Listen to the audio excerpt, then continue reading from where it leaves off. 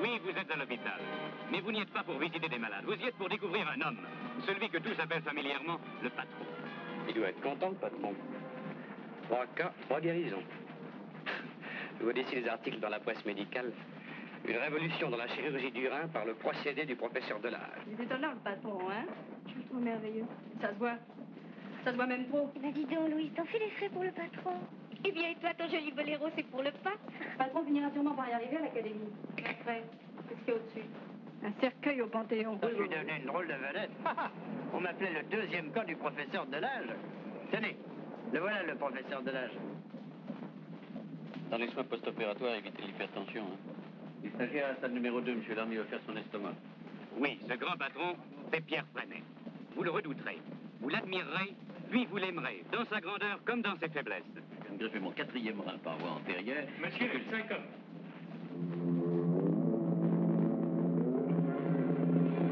C'était un homme de peine qui avait du chagrin.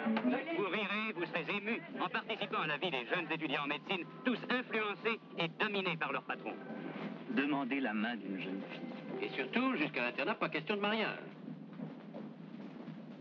Là, mon médecin, c'est très joli au théâtre, mais dans la vie, les concours, toujours les concours. C'est très bien, travaille, je m'en vais. Enfin, t'es formidable à la fin, c'est toi ou moi qui prépare l'externat. Je t'aime bien, qu'est-ce que tu veux, mais l'amour et les concours, ça fait 2. Qu'est-ce que tu as?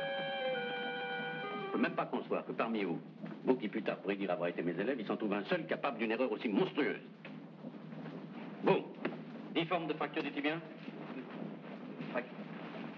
Fracture du tiers moyen, fracture du plateau tibial, fracture sus maléolaire. Vous avez raison, mais moi, ce que j'aime, C'est là, la peinture, je sais. Très jolie, là. La sensibilité, la délicatesse.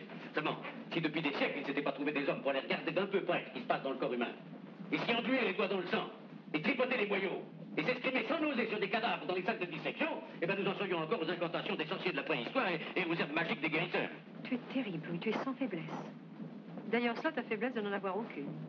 Mais un drame surgira dans la vie du patron. Quelles seront ses réactions devant un enfant trop imaginatif qui lui attribuait le pouvoir de se rendre invisible? Invisible. Au fond, il n'avait pas tellement tort, Albert.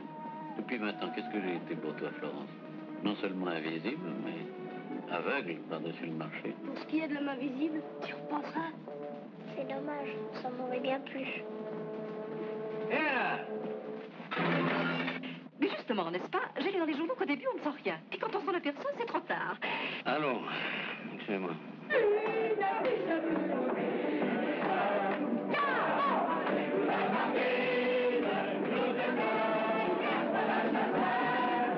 toi, je te dis pas ici. Bah quoi, on n'est pas dans une église, non? Mais lâche-moi à la fin. Ça ne te plaît plus? Pourtant, l'autre nuit, t'aurais pas donné ta part au chat. On avait des beaux yeux cernés. Garce!